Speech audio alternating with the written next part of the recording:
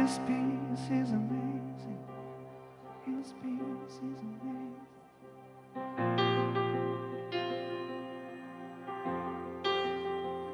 Good morning, Landy.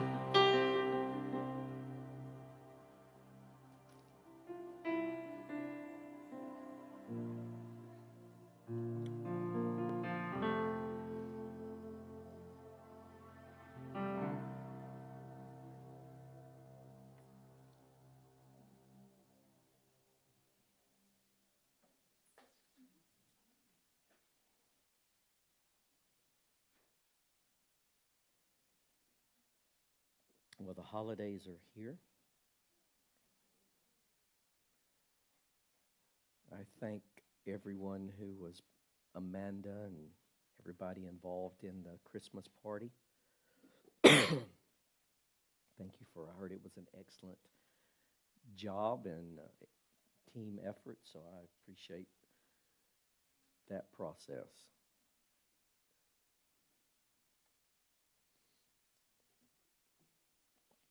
Next Sunday, Diane and I will begin tag teaming for a couple of weeks here in December, so you can hear from both of us. You know, Jesus was with the disciples, and he got hungry, and he went to a tree that was supposed to have fruit on it, and it didn't. He took evasive action. He cursed it. And within 24 hours, it was dead.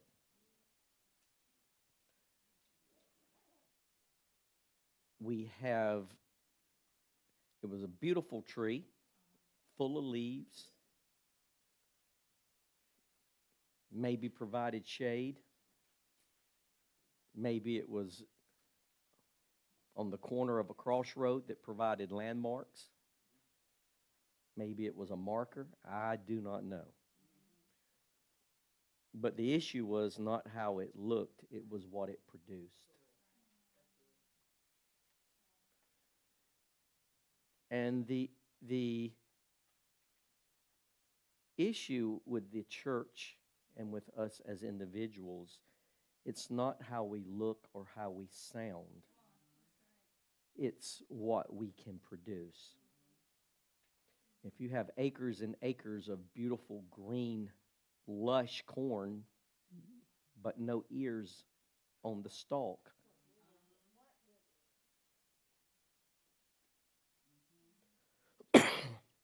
what good is it?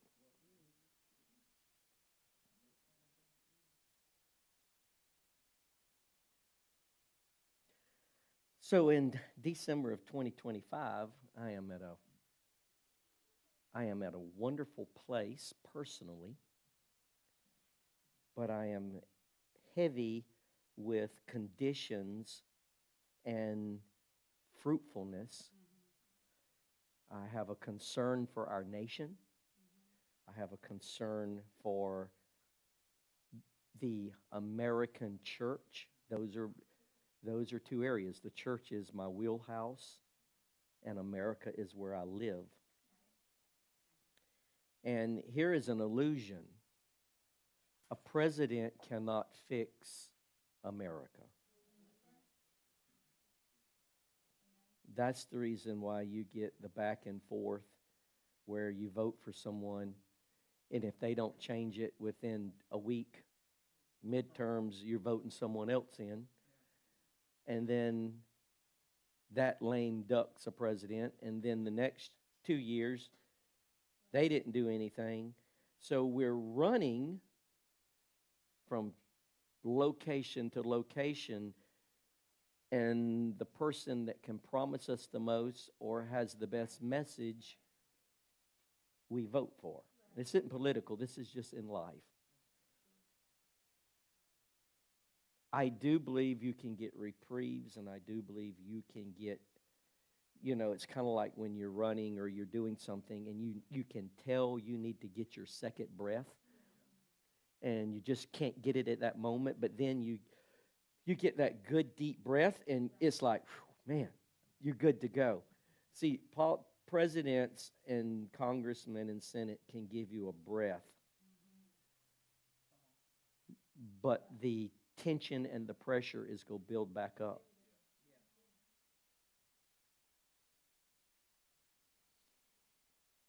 And America is the direct result of the American church.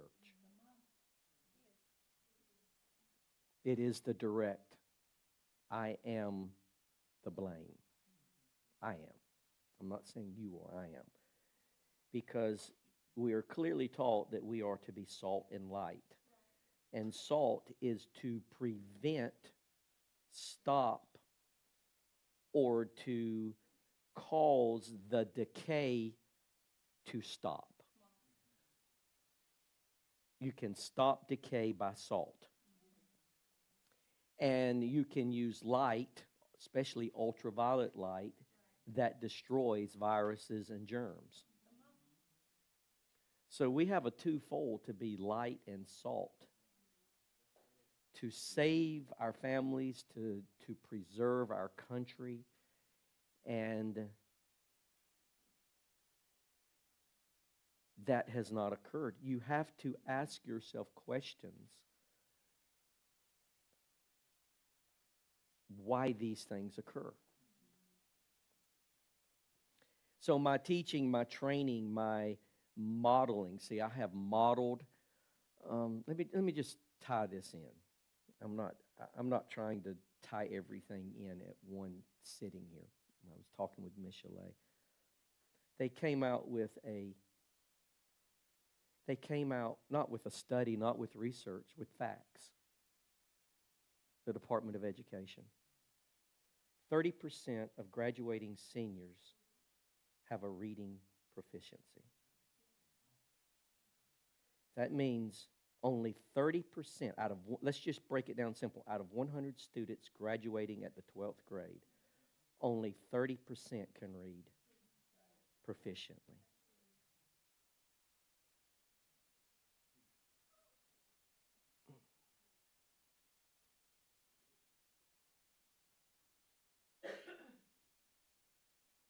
I mean, I don't know what to say. We spend more on education than any other country in the world.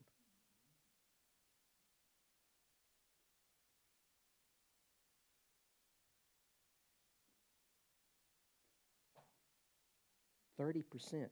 When I was growing up, Agnes, 69 was an F. 70 was a D. Now they have all kinds of different things now. I don't know what it is now because we don't want to fail anybody. We don't want to fail anybody. 60 is a D. Y'all look at me for a minute. Just hang on for a minute. Look at me for a minute. Can we talk today? You can't give anything. No. Let's just talk here. 70 was the very point of passing. It was a D. 69, you failed. She just told me, or told us, that a D is 60, and you can't give anything below a 50. But yet the Department of Education has a 30% grade. 30. It's below what you can even give.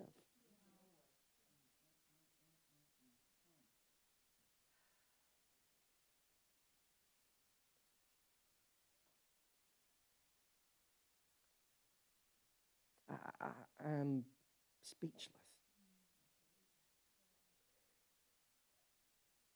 It's like being in the wilderness. We keep going in circles. Let me tell you what I believe should have happened. Instead of rioting over people being shot in the street or being murdered or rioting over things, every American parent should have protested in the streets This is not acceptable. We want your job. We want someone's job because they have an affair. But do you realize the future outcome of all these students that are graduating from 12th grade that has a 30%, only 30 has a proficient reading. The other 70 will not be able to have high-paying jobs. They will not be able, they're going to be in the poverty realm. They're not going to be able to function with AI coming. They will not have skilled jobs. Do you see? This is the destruction of a nation.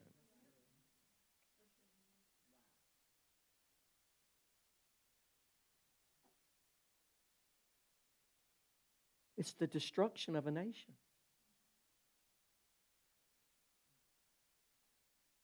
Any outcry, any riots, any protest, anything? No. We need to sink more money in it. This isn't my message. It all ties into it. If that is the condition of the educational system, that is the condition of the church.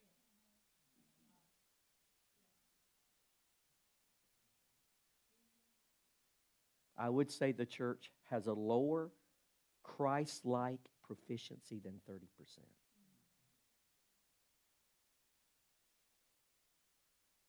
Why am I sitting down? There's a purpose in me sitting down. You know it, Michelle, don't you? You know why I'm sitting down? I'm trying to change what I was taught. Because we like yelling and screaming and shouting and rhythm and cadence and hey! We like excitement and passion. We like energetic. We like dopamine rushes. We like rhythm because they make us emotional, but they do not form us. Teachers don't preach. Politicians don't preach. Presidents don't preach. Professors don't preach. None of them preach. You know why? Because preaching does nothing. Disagree? Where's the fruit? The greatest preacher, probably one of the greatest preachers in America, preaching didn't keep him out of a P. Diddy party.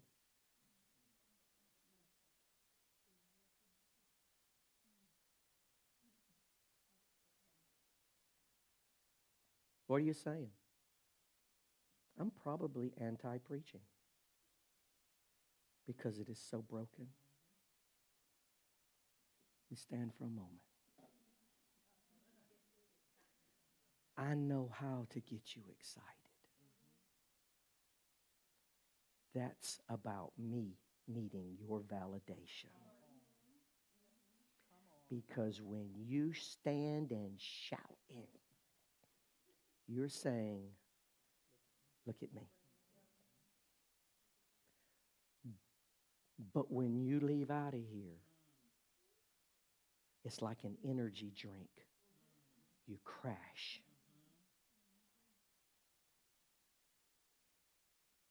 This is very uncomfortable for me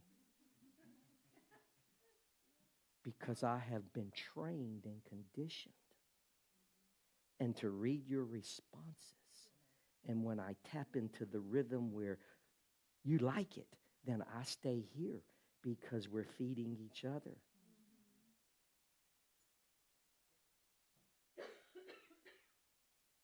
I want us to be formed in Christ and save a nation, not be excited because of our vocabulary. It's an illusion, and we're happy with the illusion. It is. Most preaching is idolatry.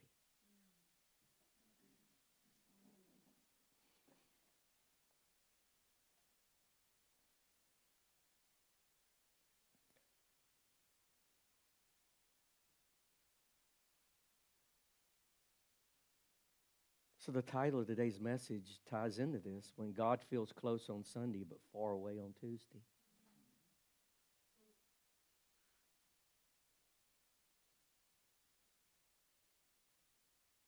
We don't need another sermon. We've said that. See, we have shifted from being formed into Christ to being informed.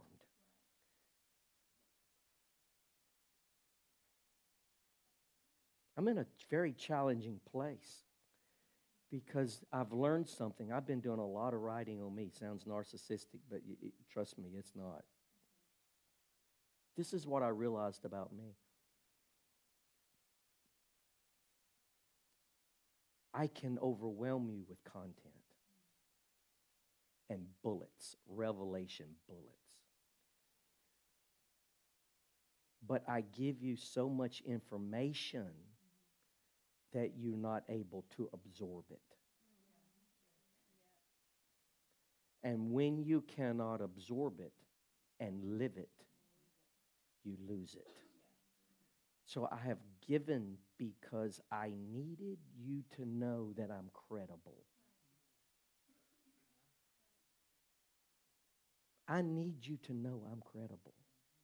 I need you to know I've done my homework. I need you to know I'm not a Dollar General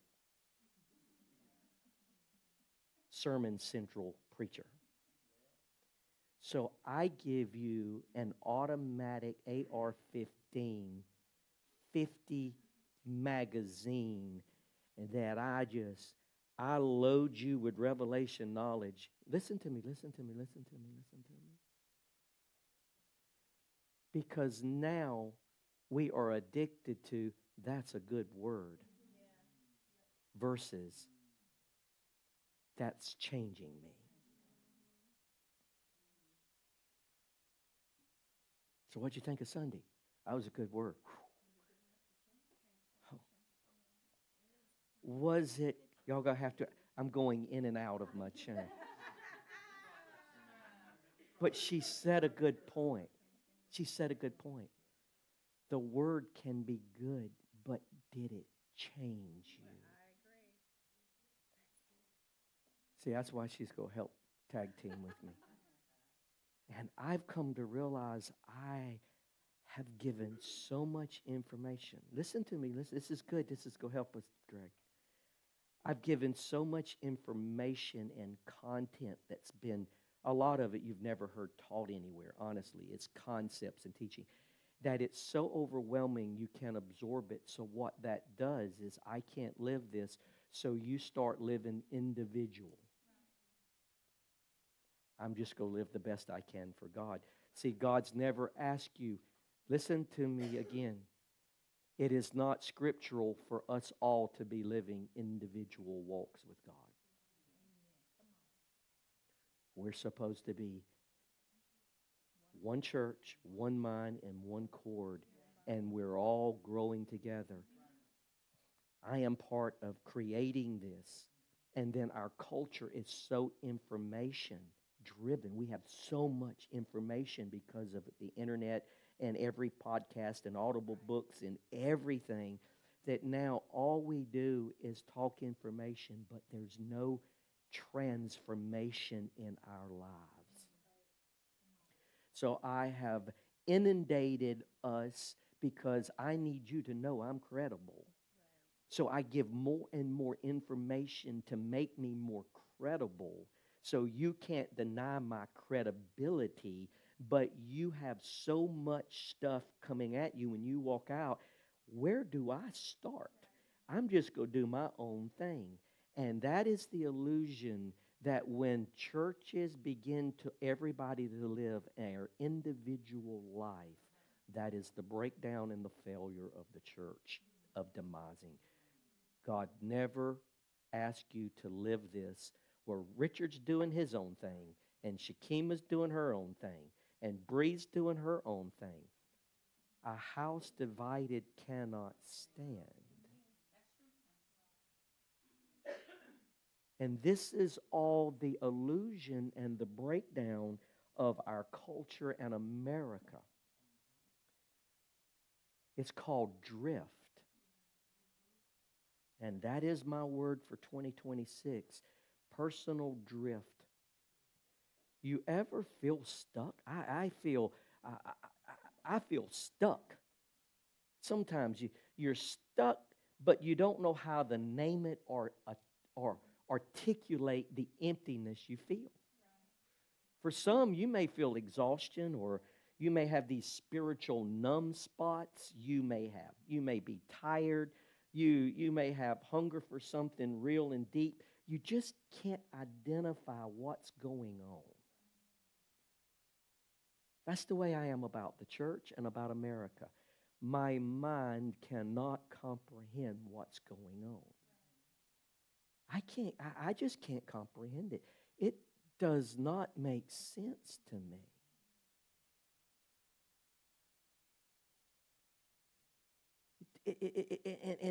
And it creates tension in me, and it creates a lot of feelings. What is going on? So I've watched people for years, observed people for years, and I've lived this myself. People love God, but they're tired. They're exhausted. People believe Scripture, but they're not changing. They quote Scripture, but they're not changing. Still the same vices, still the same attitude, still the same circling, still the same parenting issues, still this everything, still the financial issues. We're circling. We love God. We know Scripture, but nothing's changing.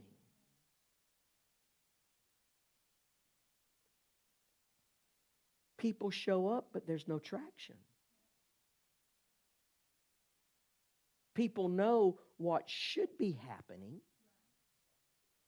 but it isn't happening.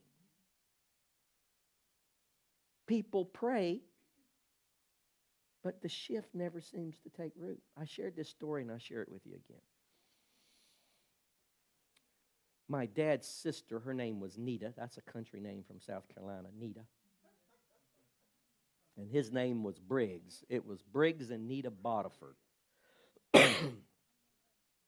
These were as good, we called him Uncle Briggs. He always had juicy fruit in his pocket. Every time you approach him, he had juicy fruit. They're both passed now, but when he passed probably 8 to 10 years ago.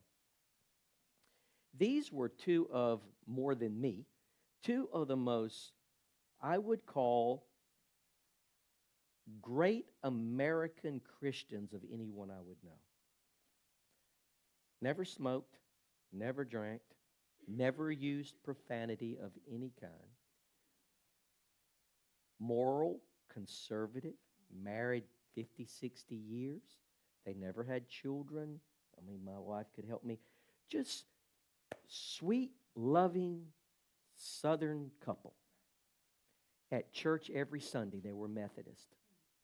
And when his wife got sick or started getting dementia, and he had to put her away because he didn't have the strength. They were both in their 80s. He couldn't pick her up. She would put her arms around his neck and hang on, and he would shuffle to the house to get her from location to location. And it got to the place he could not even do that anymore. And he shared this story with my brother that always stuck with me. He said, because he felt guilty about putting his wife in a nursing home or assisted living. He says, I have been a follower of Jesus Christ for 50 years, and I have been a deacon and elder in the church for 40.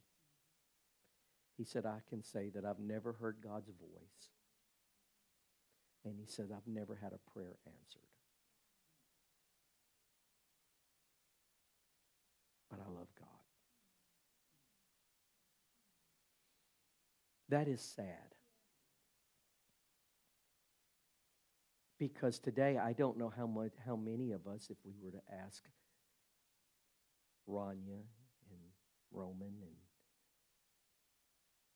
Asher and the different young ones, have you ever heard God's voice? I don't know what the answer would be. Or Haley or Alana. Have you heard God's voice? Have you ever had a prayer answered? See, I don't know if we really do have a record of prayers being answered, because anymore, if you don't get what you want, you get a loan. If you don't get what you get, you put it on the credit card. If you discipline yourself to get it. I don't know how many stories we really have anymore because we're so blessed.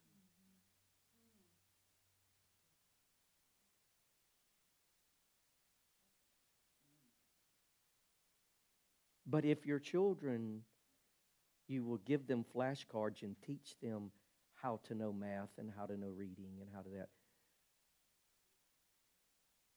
But do they know how to hear God's voice?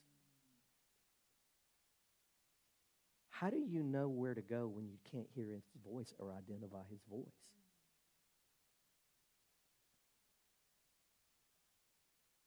Churches now are about, what kind of programs do you have for our kids? You don't have a program? We got to find a church that does have the program. You know why? Because it's not about you knowing God's voice. I got to keep you entertained. I got to keep you busy. I got to keep you engaged, because I'll lose you. Listen, if you're losing your kids because they're not in a youth group, it's you're losing your kids. There's been hundreds of years that there was never a youth group. Well, I want my child, it's like homeschool. I want my child to fit in. How about your child to know how to sit still and hear God's voice?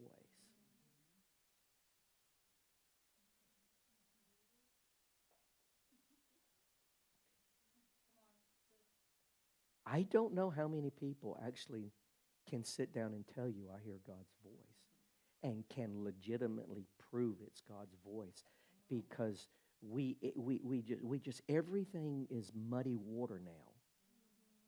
So I have two questions I'm going to ask for today. One's personal and one's collective, and then we're going to build off this. The first question: if Jesus designed his presence and his word to transform me,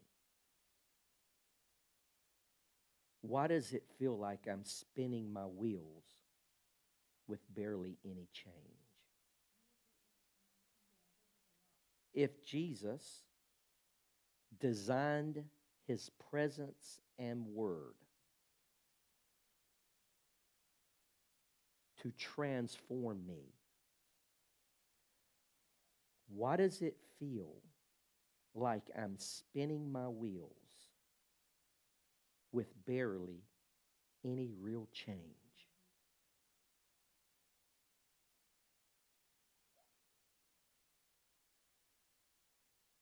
If you were to look at 2025 and make a list and then go ask people, how much formation or transformation, not how much money you made, not how much your 401k increased, not how your yard looks, how much personal interior transformation occurred in 2025, how would that list look?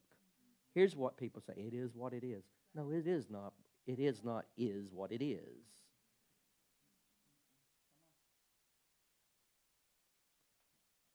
I am not looking to Casey to determine my interior formation. Well, so-and-so, as my parents used to say, if so-and-so jumps off the cliff, are you? So if so-and-so is not forming, are you not go form? My formation is tied to this, not what I see other people doing.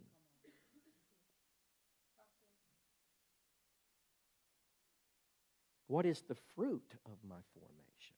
Second question. This is a collective or corporate question. If the church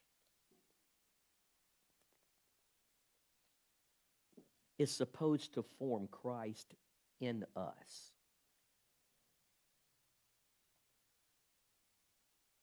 why do so many of us feel disconnected from the very change we're chasing? If the church is supposed to form Christ in us, why do so many of us feel disconnected from the very change we're chasing?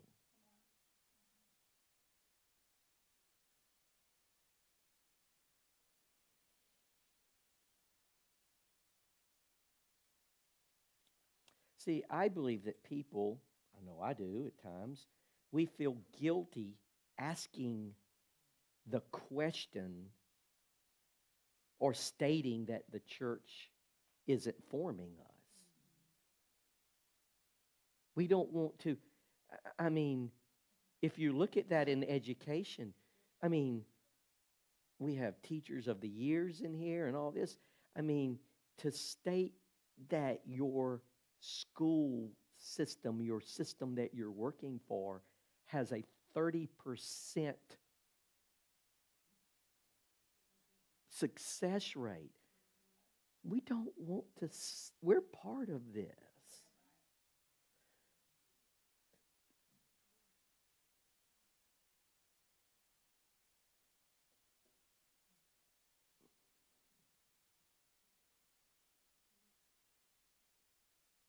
See, we're involved, but we're not transformed. We're in school every day, but I don't learn to read. I hear sermons and dance, but I don't become more like Christ. We're active, but we're not necessarily aligned. So I understand why we hesitate to ask these questions.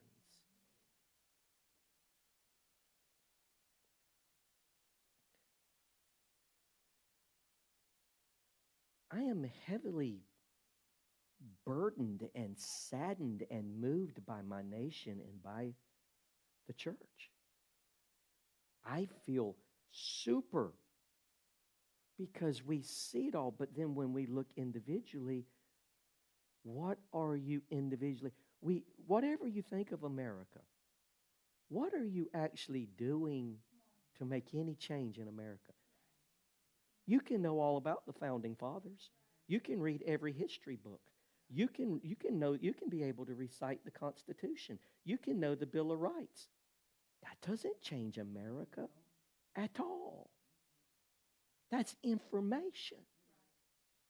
How do I take what I know and transform my nation with it? You've been so good at where am I, PT, with this? I am starting, and I'm not trying to get a like. I'm just going to start going and saying, we can't continue this in our nation, and we can't continue this in our church. I'm not accusing, fighting a human. It's the system. It's broken. And if you and I do not change the way we are doing things, our nation will collapse.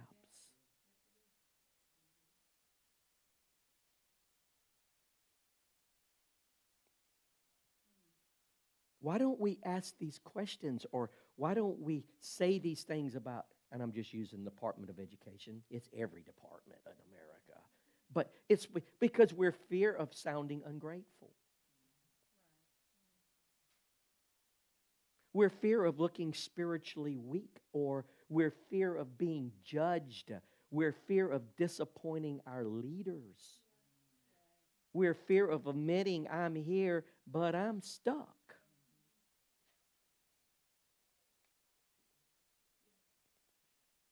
I'm here, but I'm stuck. Is this resonating?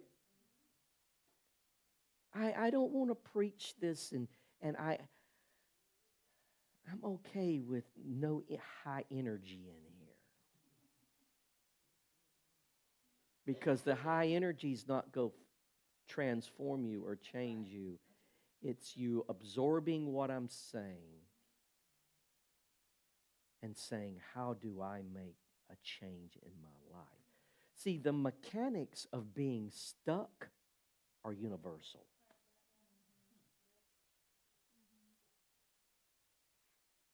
Have you ever studied anything on being stuck?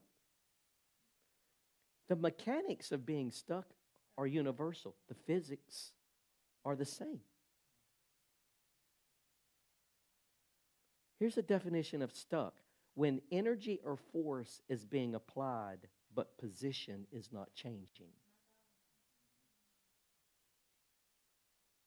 How many in here have ever been stuck in their vehicle? Okay? You've been stuck in your vehicle, okay? When you get stuck, what do you keep doing over and over again? Pushing the gas and spinning the wheels. Now, the first time you pushed the gas and the wheels spun, why do you keep doing it? Because if it did not move the first time, it will not move the second time.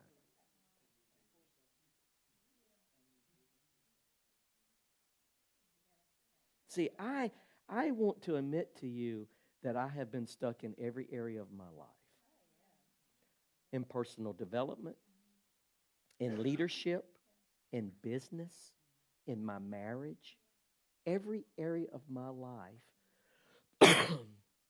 I have been stuck or can get stuck again.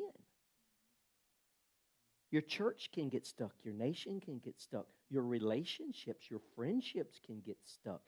The mechanics are universal. The physics are the same. So what happens when we get stuck? So let me give you some encouragement.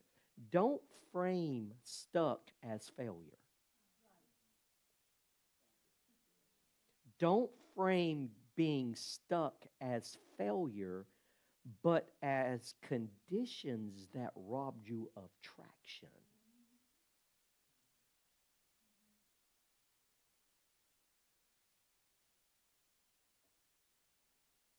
Spinning is energy without progress.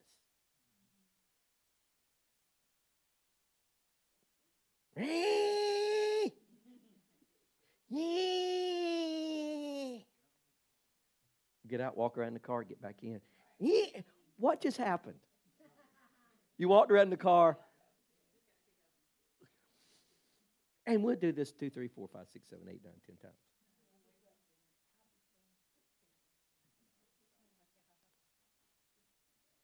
See, people don't get stuck because they're unspiritual. People get stuck because the terrain changes and you didn't adjust.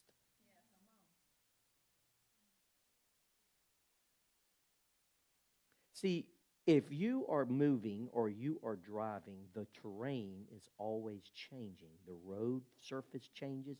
You ever ride down the road and you see, you definitely don't want to run off the side of the road because it's this deep. You ever see those things on the side of the road? You run off, you're like, man, that's going to flip my car. You turn around, and the shoulder is soft. You back up too far and the wheels drop.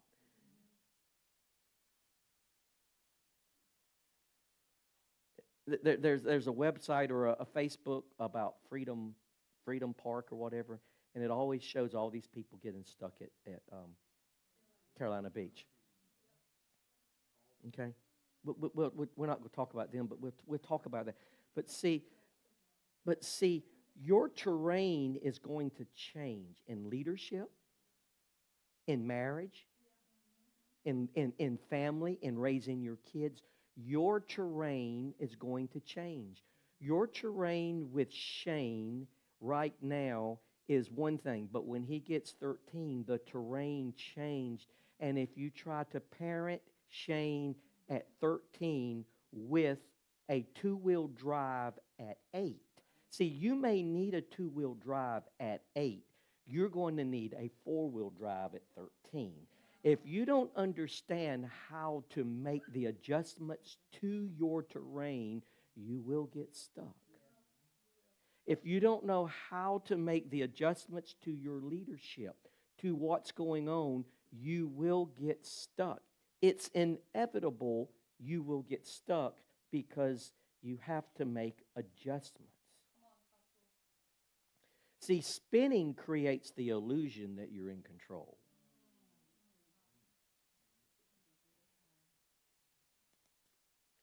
Why does it give you the illusion? Because it's noisy, it's active, it's busy, you're doing something. I can't get into all this for time, but see, most people think they're stalled, but they're not stalled, they're stuck. Because if you're stalled, it means you're not doing anything, it means restraint.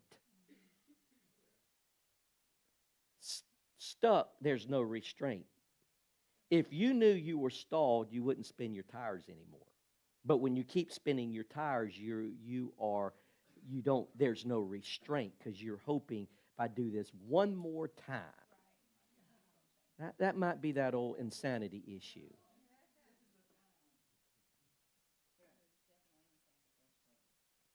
See, spinning is an illusion of control. What do you think the number one reason why people get stuck is in their cars?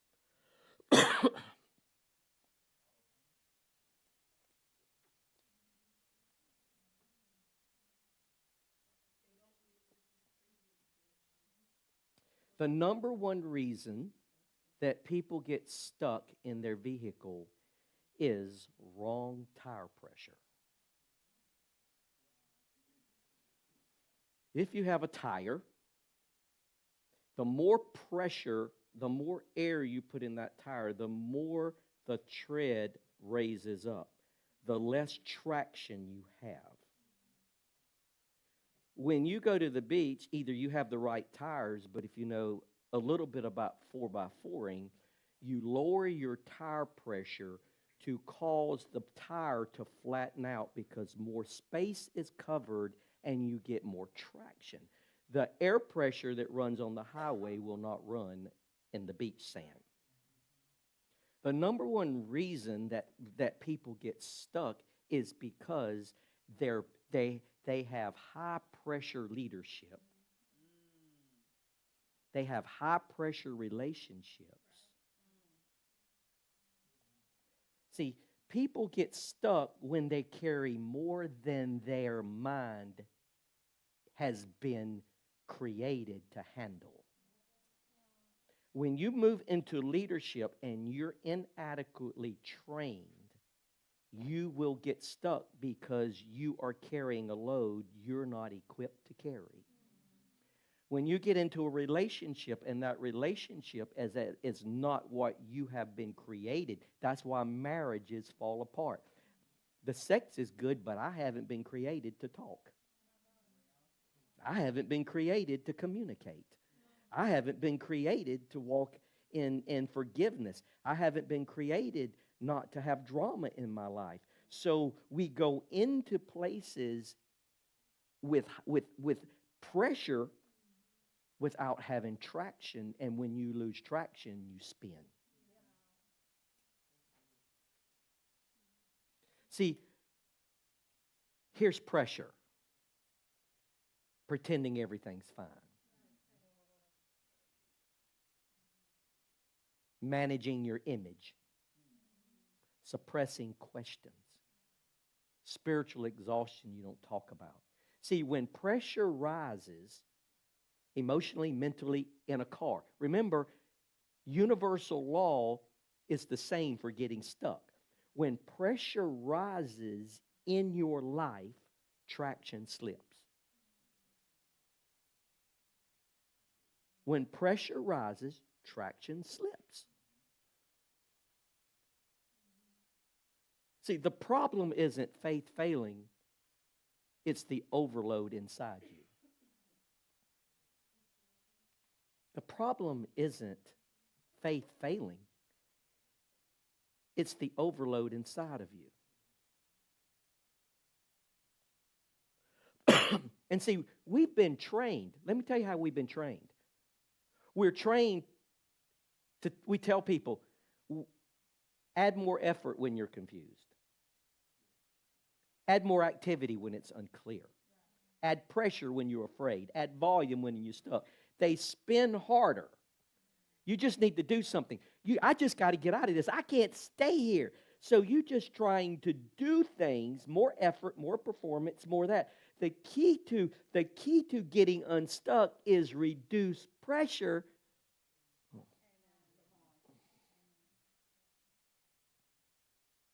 You've got to let the pressure out your tire. You can be stuck in a lot of times if you'll let the pressure out your tire. I'm talking about letting it out where it can get like, you don't want it to come off the rim. You can get it where it's got 5 inches in the sand. You can let those tires out where you have like 7 or 8 inches, and many times you can catch traction. See, we increase the pressure when we're spinning because we're under pressure, when that does the opposite of giving us traction. This is different for me. I'm trying to talk to us to grasp and absorb versus me preaching at us. This is stuff that will radically change your life if you can absorb it.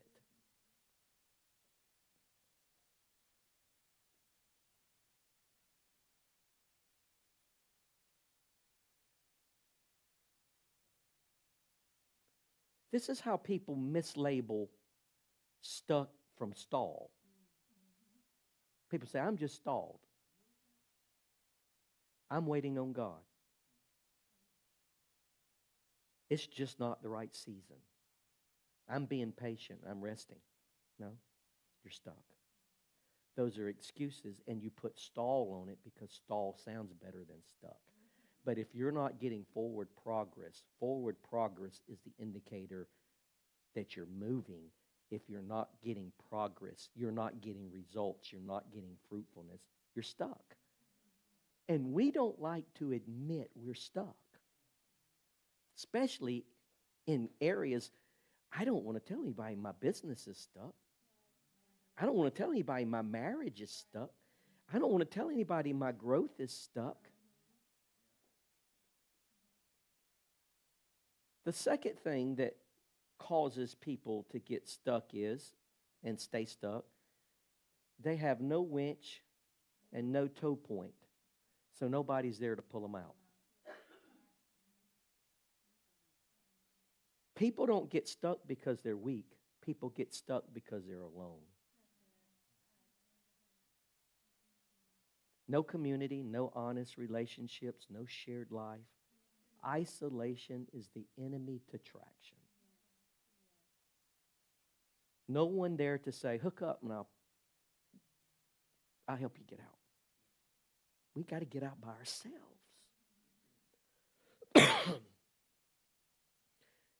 If pressure increases, the roots deepen.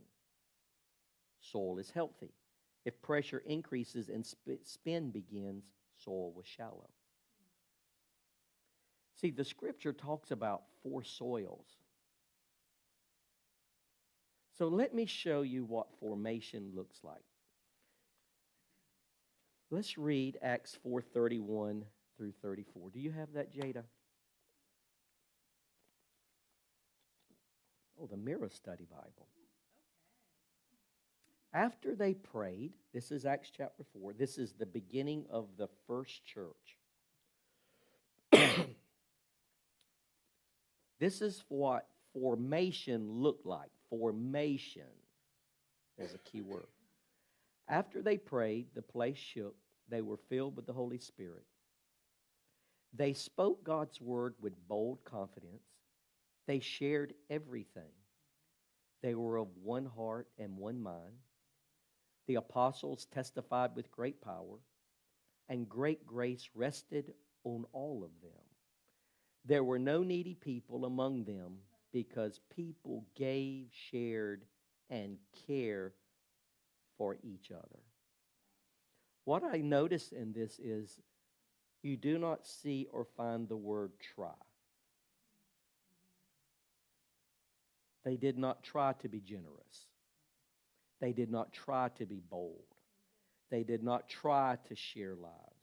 They did not try. They were not trying, because trying is human effort. This thing, there's a reason why this happened versus why it is not happening, because today we try. Well, I'm trying. That God never asked us to try. He asked us to follow this. They didn't try to be bold. Boldness showed up. They didn't try to be unified. It was already there. See, right now, listen, this is so good because we talked about it a little bit. Right now, if we were to say in this room, we need to be more unified, what's the first thing we're going to do? We need to have a dinner.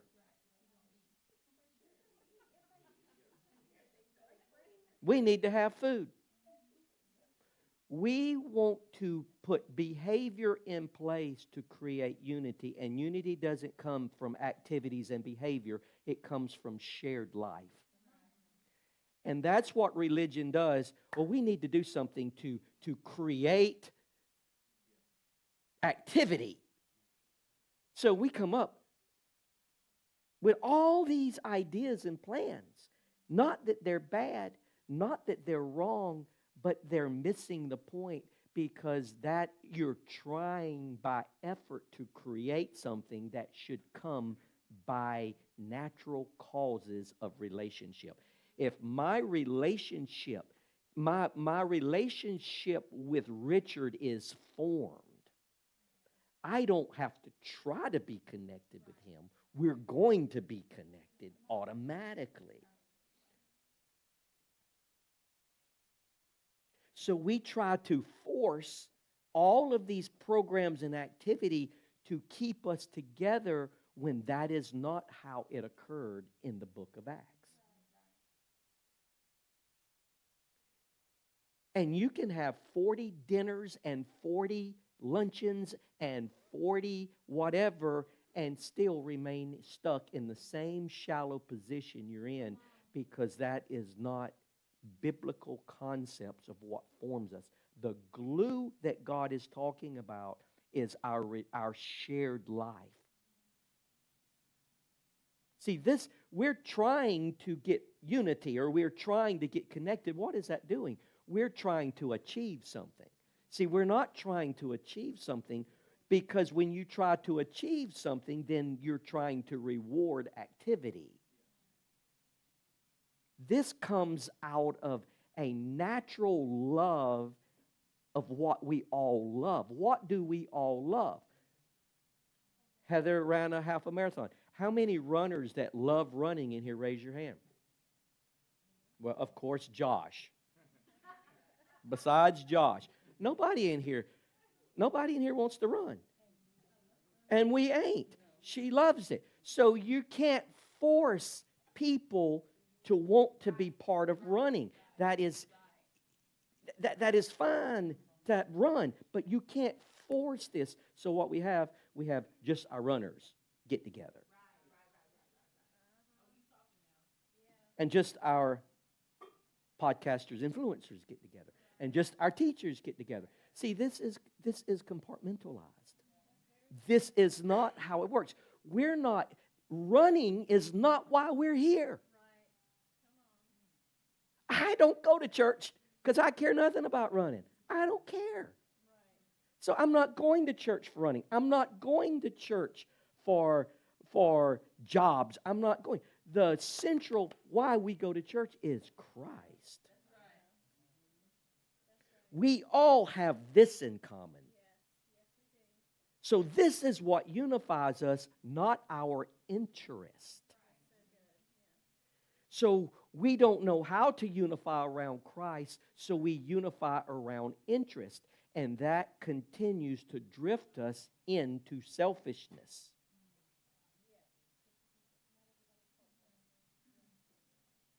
See, we try harder instead of becoming stronger. We attend more but connect less. We look active, but we're not aligned. See, formation will show up in your life without trying. Are y'all with me? Have I lost it? Have I moved into too much content? Okay. See, when you read Acts 4, they were being formed, not informed. See, most people come to church for me to inform them. Most people come to church to be entertained. Most people come to church to like something. They're not motivated by form. We are to come to church. We are together.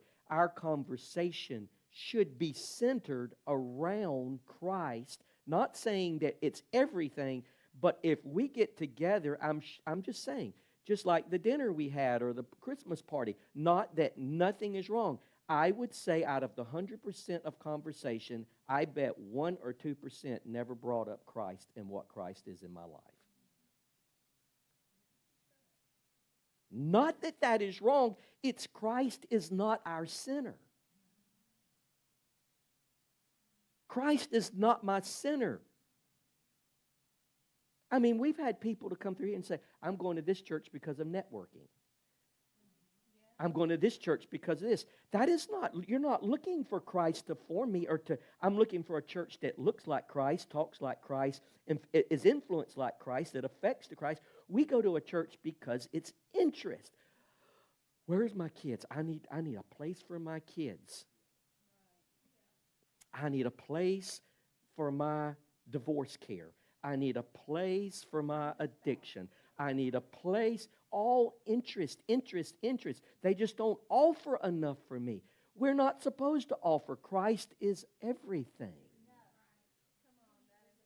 Up until the last 50 years, there was no divorce care. There was no CR. There was none of that. None of this stuff existed. It was the church that got you through these things if you were going to get through it. Now, the church can't keep up because,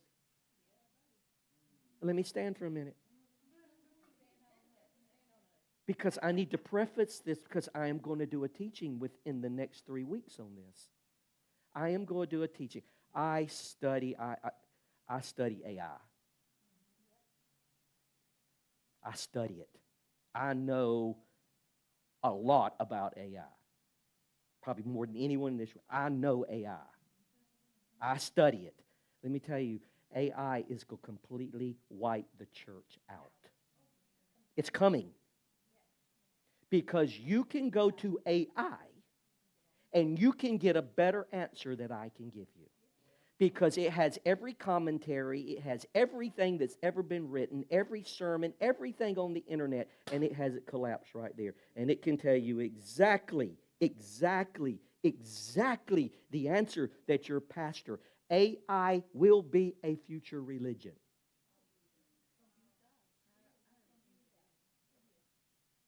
But I need to help you understand it has great potential and it's never going away. It's here.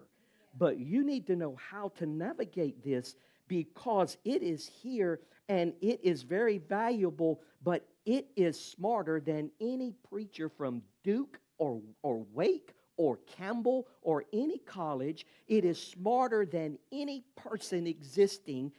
But we don't understand that it has no consciousness, it has no emotions, it has no morality, and whoever builds it is building biases in it, so therefore it will drift you. The greatest drift that's ever been is coming to the church because people will listen and you will not be able, well, AI said.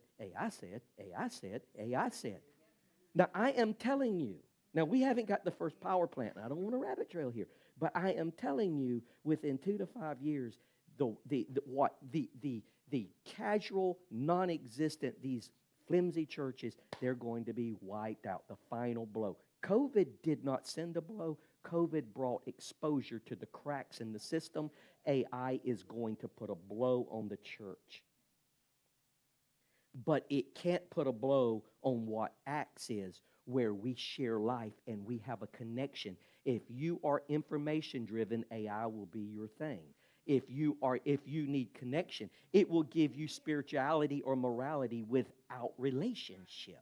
So you will have information but no connection. You're still going to have greater emptiness.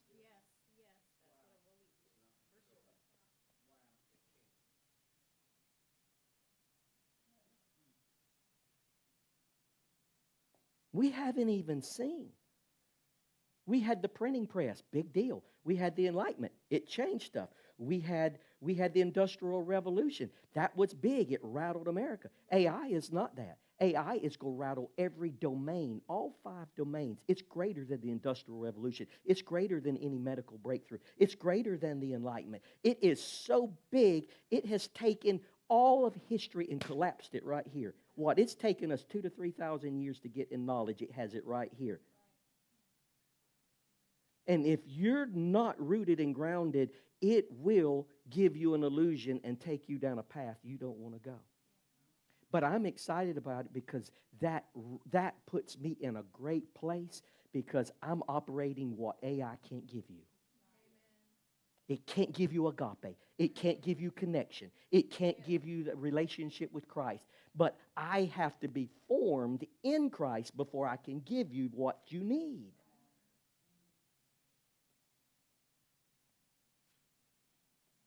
It's big. Can I sit back down, Agnes? Agnes, if you see me get up, just do me like this and I'll sit back down.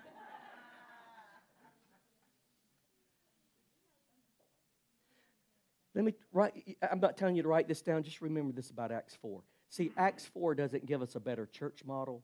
It shows us what formation naturally produces when Christ is shaping people instead of activity shaping schedules, instead of interest shaping people. I would say 90% of it's probably higher. I would say 95% of everything in churches, about churches, everything, we're interest driven, information driven. If you go and talk to the average person, listen to this. If you go and talk to the average person, they'll talk about politics, they'll talk about the news, they'll talk about sports. All interest. They never tell you about their marriage. They never tell you about their finances. They never tell you about their health. They never tell you about their friendships. What does that tell you? I'm talking information to you. And it's just everything is information exchange. I felt so sorry for Lisa this week. I mean, when I say that, I'm just being honest. I mean, the crap that come out about Michigan. I mean, this dude, you read about him, $30 million contract. And he became suicidal in seconds, married and 3 kids, and people looked up to this guy. He's the best coach. And my God, he had OnlyFans.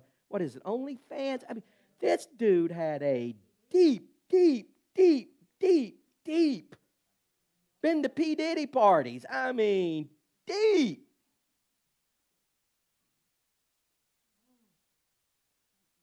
Can I tell you? Is it more?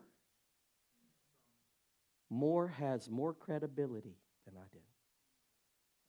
More is light, better than I am light. People will follow him and they won't follow me. Why? Because we're so shallow. We don't look for formation, we look for interest. We have drifted.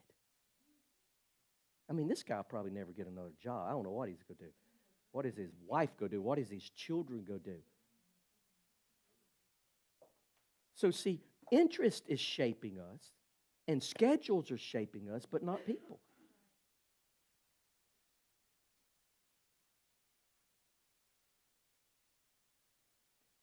Jada, can I just share for a moment what you and I talked about? Do you mind? I sat down with Jada this morning, and I said, you are a beautiful young lady, and I'm proud of you. And, of course, she had to say, why?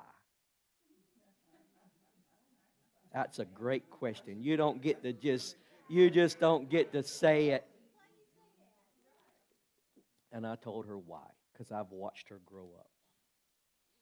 And she's at an age at 16.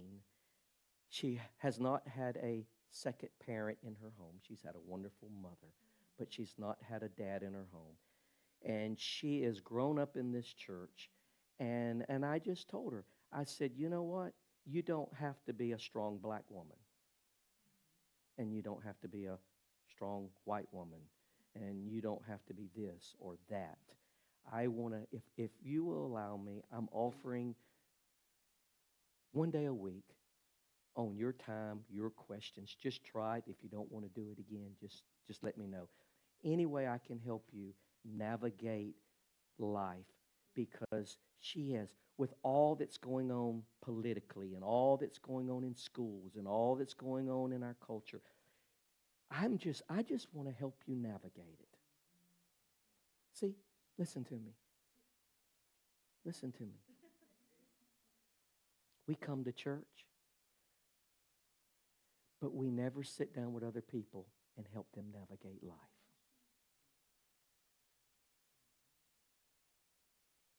I don't know. We can't regret. Listen, slavery was something we can't change. It happened, it happened. We can't change what's happened. I don't know of a man in this room that ever sat down with Jackson. Not one man. I don't know of one man that's ever sat down. I don't know of a woman that has sat down and said, hey, Haley, let's go do something together. No, Haley's too young. I want to hang around someone that makes me laugh. I want to hang around someone that no. This is about sharing life. How many children do we have to lose before we say, I have to take, Christ is formed in me. I want to help you form Christ in you. But no. Don't answer. How many women in this church has called you up and said,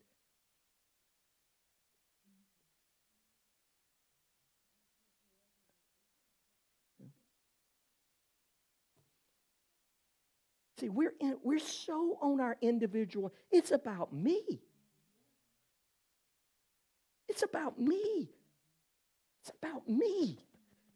I'm so jacked up, I got to focus on me. No, when you're able to help other people, that is where you grow, because the more you give out, the more God puts in you. We do not. Alana, I don't know how many women reached out to you growing up and say, hey, let's get together. I know you were friends with Carmen, but that's a peer. That's not the same. And the church is full. This is all the church is. It's just come in, let's give them a youth group. Let's give them this. We're broken. We're like the DOE. The church as a whole is completely dysfunctional. It is broken. And I heard, and you'll probably watch this video one day, but I just happened to see it. It came across my thing, and it was Glenn Beck. I don't know if you know his. I watched Glenn Beck, but he come off, and he said, and the church, and let me tell you, the church, it is useless. That's on national television. It is useless.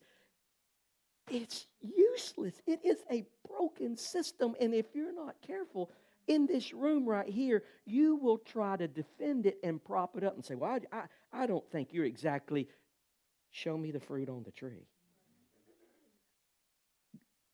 When I get ready to cut, my wife does not like for me to cut any tree or bush or anything. Don't cut it. I said it's useless. Don't cut it, it's so pretty. See, you can have such loyalty to the church. You will have such loyalty to a broken system that you will defend the church. I am not here to defend the system that creates what it has created.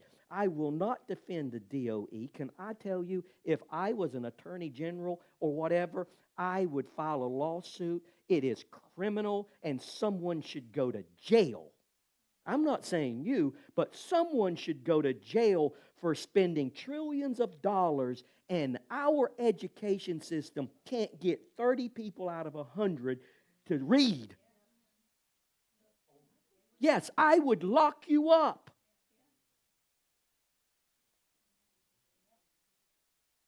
And that is not an indictment against any of you. It's a job.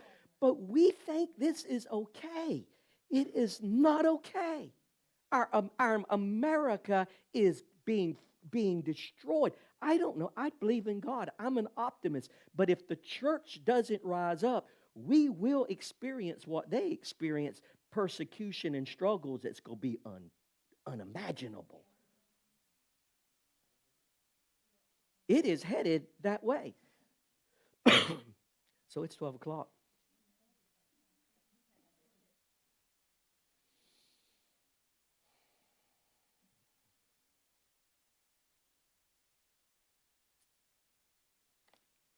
I'm stopping.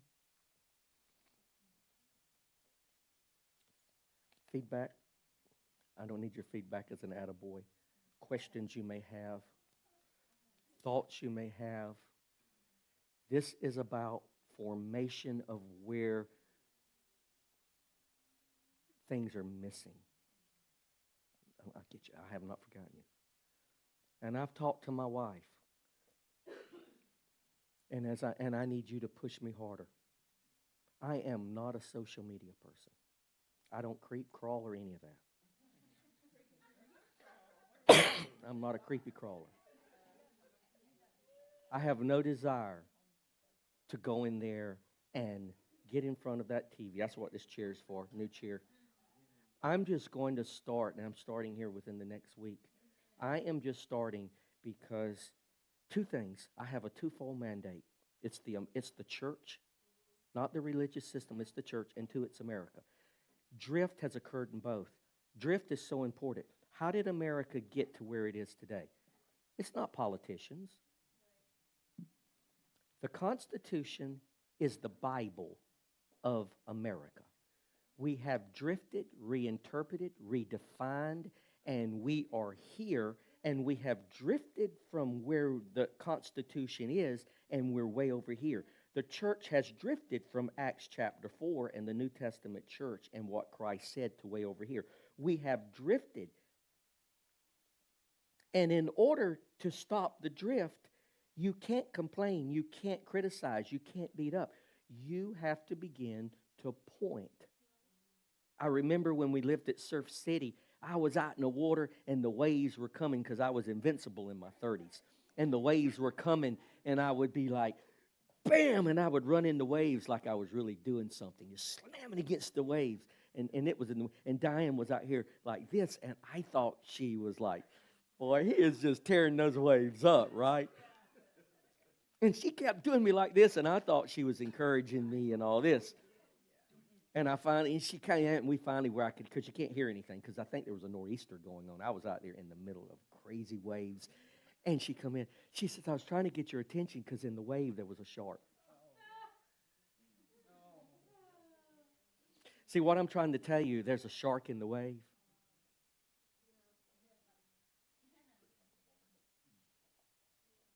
There's a shark in the wave.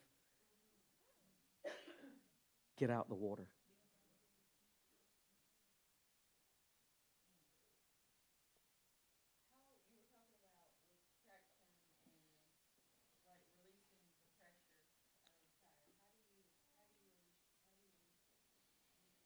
That's a good question.